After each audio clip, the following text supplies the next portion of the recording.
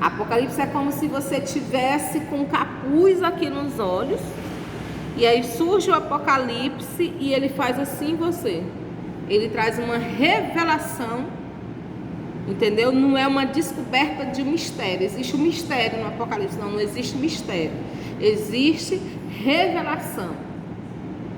Porque existem coisas que estão em símbolo, mas que estão trazendo revelação para nós, para os nossos dias hoje, que já foi revelação no passado e que vai continuar sendo revelação para o futuro se Cristo não voltar, até que se cumpra toda a palavra que nela está escrita, né? E aí começamos aqui a dizer as 6 chaves, aliás, eu pensei que era 5, são 6, as 6 chaves para entender Apocalipse.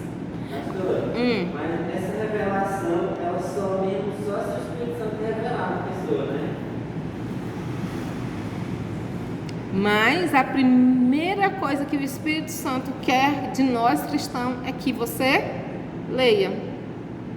Aí depois que você lê, você precisa ouvir. Aí ouvir é a voz do Espírito. Aí ele vai, você lê, e quando a gente lê e não entende, né? E a gente quer procurar entender. Então eu vou examinar essa leitura. Aí entra a ação do Espírito Santo. Ele vai te falar e você vai ouvir. E aquilo que você ouvir do Espírito Santo, você tem que guardar. Eu estava essa semana passada, eu assisti um estudo sobre aquele Nicodemo, já não sei, acho que eu assisti, estudo bastante, era assim, tipo, posso acreditar no que a Bíblia ensina? Aí os pastores tudo defendendo, mesmo com tantos escritores, com variedade. E o Apocalipse, ele é algo interessante. Apocalipse, ele é um livro escrito exatamente para dizer o seguinte, que Deus cumpre o que ele promete. Ele é o alfa e o ômega, o princípio e o fim, o primeiro e o último. E ele cumpre tudo. O Apocalipse, ele vem para dizer, eu vou cumprir. Eu vou voltar e vou voltar dessa forma e vai acontecer dessa forma. Apocalipse é para nos dizer que ele é fiel e que ele cumpre tudo aquilo que ele prometeu e que a palavra é para ser lida e entendida e ela é real, ela é viva, ela é eficaz para as nossas vidas. E aí a primeira dica de como entender Apocalipse: primeiro, interpretar cristocentricamente, que eu já até falei antes. Interpretar cristocentricamente é dar ênfase a Cristo em todo momento. Olha só o versículo 1, algo interessante no versículo 1. Nós vamos falar disso semana que vem, mas eu quero ressaltar disso aqui agora. Revelação de Jesus Cristo, a qual Deus lhe deu para mostrar aos seus servos as coisas que brevemente devem acontecer. E pelos seus anjos as enviou e as notificou a João, seu servo. Olha só, Jesus Cristo é que revela, aí notifica um anjo para entregar a João. Ou seja, tudo que está aqui escrito foi Cristo que decidiu revelar. Foi Cristo que decidiu dizer.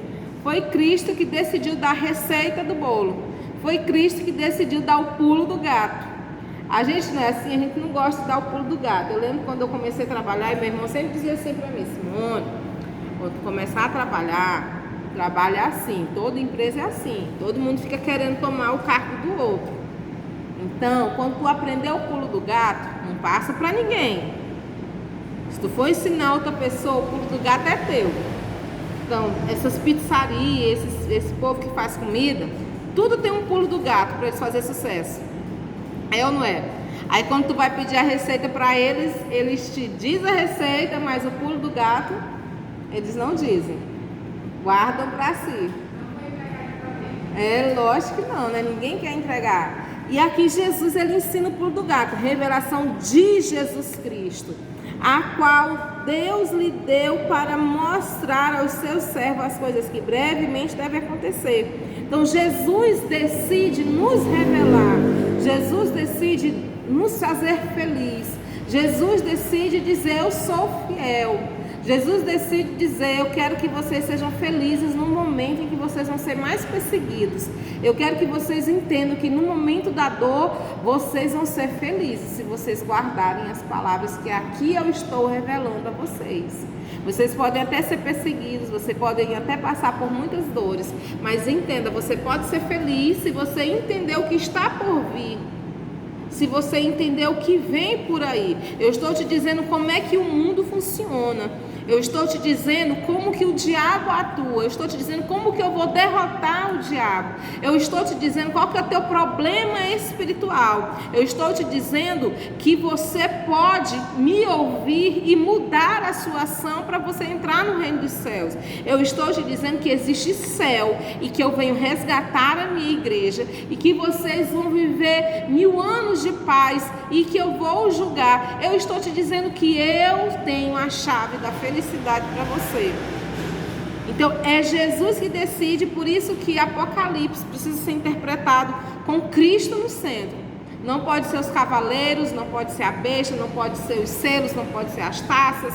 Não, e Apocalipse geralmente, nos dias atuais, que a gente percebe é que é colocado como centro o capítulo 13, é ou não é? O centro do Apocalipse no mundo atual e no mundo passado é o capítulo 13, é o sinal da besta. Lá no capítulo 13 vai falar disso e não pode ser o centro. O centro precisa ser Jesus, Cristo, porque Ele é que decidiu revelar. E aí se eu começo a ler e entender que Cristo é o centro, começo a entender a revelação que Cristo tem para mim. Então, primeira chave, interpretar cristocentricamente, colocando Cristo no centro e não os símbolos. Segundo, interpretar exegeticamente, ou seja, buscar o primeiro sentido do texto, ver para quem foi escrito, a data que foi escrito, o que acontecia na época, para depois trazer uma interpretação e uma prática para nós. Eu não posso simplesmente ler, porque são cartas. E essas cartas, antigamente, elas eram separadas, depois que elas foram unidas, para colocar num livro só. E aí a gente precisa ver a época, para quê e por quê, para depois trazer um entendimento para nós. Né? E o interessante é que assim, Apocalipse serve muito para nós hoje, porque nós estamos vivendo um tempo de crise. E é a crise que nós estamos vivendo, é a crise aqui, na mente de muitas pessoas. Na mente que mente dizendo assim, no mercado tu pode ir comprar rapidinho e volta, tu te lava. A mente que mente diz, tu não vai na igreja porque tu vai pegar o Covid.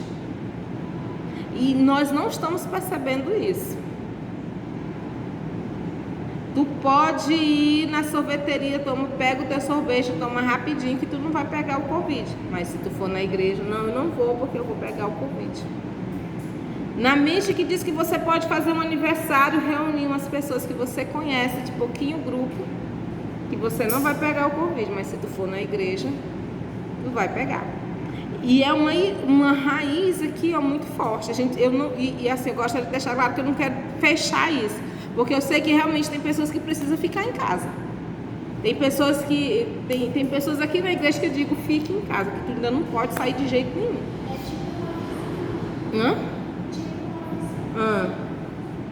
Tu teve uma visão de quê?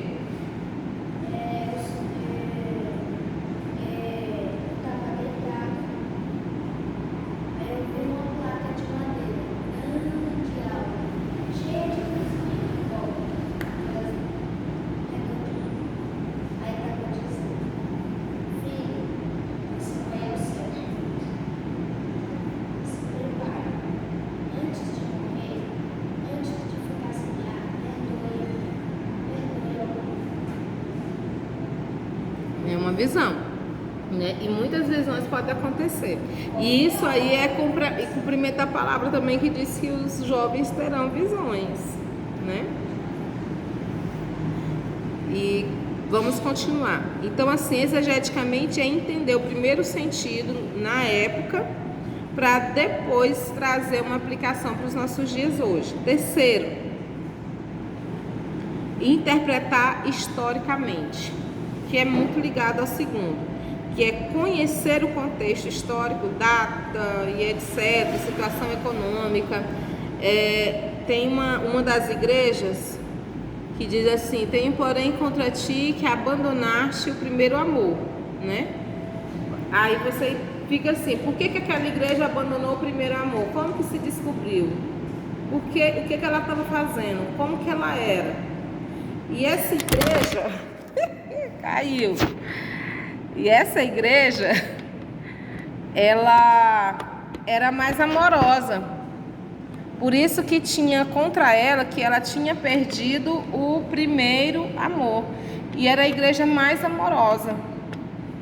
Então por que estava dizendo aquilo para ela? Porque o Senhor sentia falta daquele amor que ela tinha. E que era uma essência muito grande. Então eu preciso entender o sentido do texto na época para entender por que aquela mensagem estava para aquela igreja, né? Mas também tem escrito que ela aborrecia as obras dos nicolaítas, e aí por aí vai. Aí eu entendendo por que foi escrito para aquele povo naquele momento, aí eu penso na minha prática, eu faço meu exame espiritual, penso nos dias atuais e faço a aplicação para a minha vida, de como eu estou vivendo. Quarto, interpretar pastoralmente. Eu já até tinha falado isso antes, pois João era um pastor.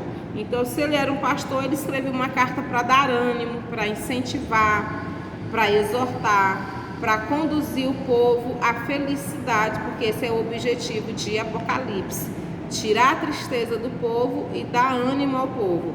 Agora imagina a situação: João estava preso, exilado, sozinho, recebendo revelações estranhas, muito estranhas, e que ele tinha que escrever. Ele precisava ter fé, ele tinha que ter um conhecimento bíblico, porque Apocalipse ele é baseado em interpretações do Antigo Testamento, de símbolos do Antigo Testamento que são aplicados para entender Apocalipse. Por isso que os cristãos entendiam. E aí você percebe que isso como que ele estava fazendo, porque uma pessoa nesse estado, é possível ela estar feliz? Presa, exilado, sozinho, escrevendo algo que ele estava recebendo de Cristo, mandando para os soldados romanos, não sabia se as pessoas, nem tinham certeza se as pessoas iriam receber. E não é parecido com os dias de hoje, em que os pastores estão gravando culto, mandando mensagem no WhatsApp, mandando áudio, mas não tem certeza se o povo vai receber. E eu, como pastor, às vezes fico assim: será que estão ouvindo? Será que estão assistindo? Será que estão lendo? E dá aquela tristeza. Agora tu imagina João preso, e ele tinha que escrever para dar ânimo ao povo.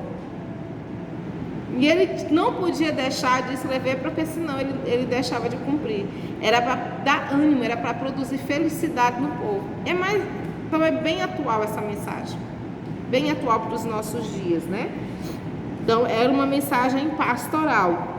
Quinta, interpretar com os 5 sentidos e com imaginação. Imaginação e não invenção. É diferente imaginação de invenção, né? Igual, eu ouvi uma vez um jovem dizer que ele podia fazer tatuagem porque na perna, na coxa direita, tinha escrito, né, de Cristo e tal, no Apocalipse estava dizendo, e aí então eu posso fazer, né? Isso é invenção e não imaginação, porque a imaginação eu preciso usar todos os sentidos que eu tenho. Eu preciso, com os olhos, ler. Eu preciso ouvir a voz do Espírito.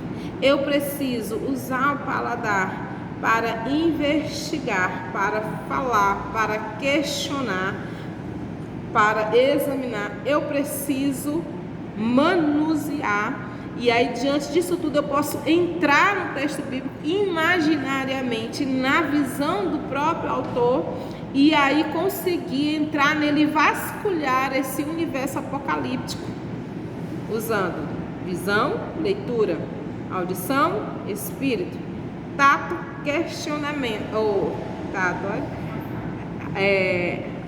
paladar, olfato, sentir o cheiro, o olfato, pegar, examinar, imaginar, igual a gente estava aqui deduzindo aqui, João, a minha imaginação, João preso, sozinho, imaginando um lugar escuro e tendo que escrever tudo isso, dar para os soldados romanos, sem ter a certeza que os soldados romanos iam distribuir ou não, apenas ter fé que ia ser distribuído, e quando ele distribuísse, ainda ter fé que o pastor que a igreja lá ia receber, ia ler e ia transmitir, porque a mensagem ia direto para o pastor da igreja, e todas elas primeiro chamavam a atenção do pastor, para depois mexer com a igreja. E será que esse pastor ia ter coragem de ler, porque estava falando dele primeiro, para depois falar com a igreja?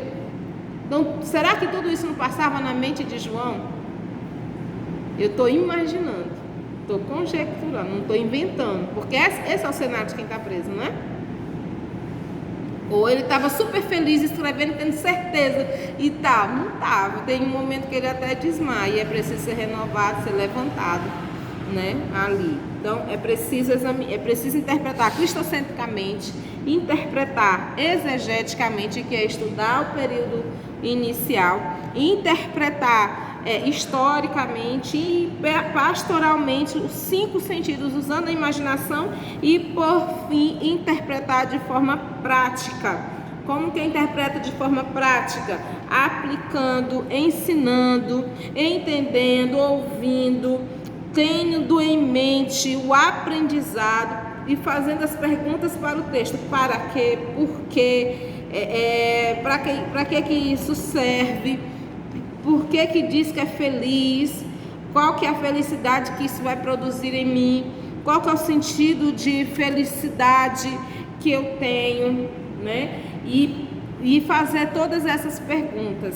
E aí eu começo a entender Apocalipse, porque aí eu tenho uma visão diferente. Vocês têm ou não têm hoje uma visão diferente do Apocalipse?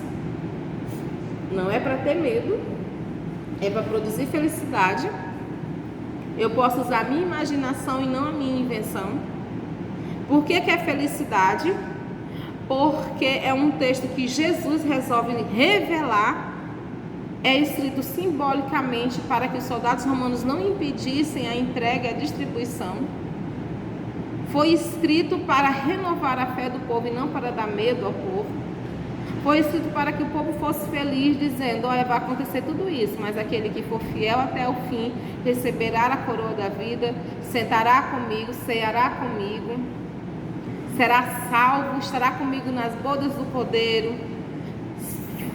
terá paz durante 1000 anos comigo, reinando em paz, encontrará-se comigo nos ares. Isso é ou não é para dar felicidade? Só que a gente não tem isso em foco, e isso é ter Cristo como foco. A gente tem um foco em quê?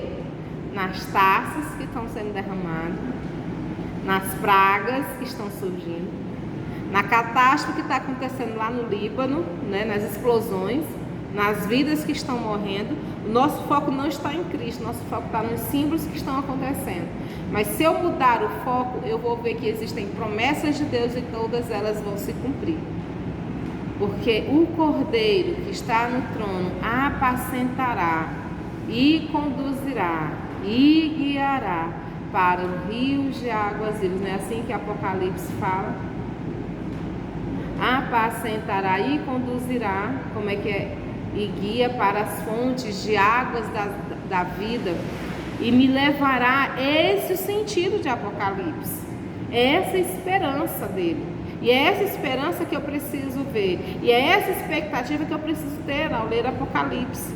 Tirar o foco das pragas e focar em Cristo. Eu preciso mudar o foco.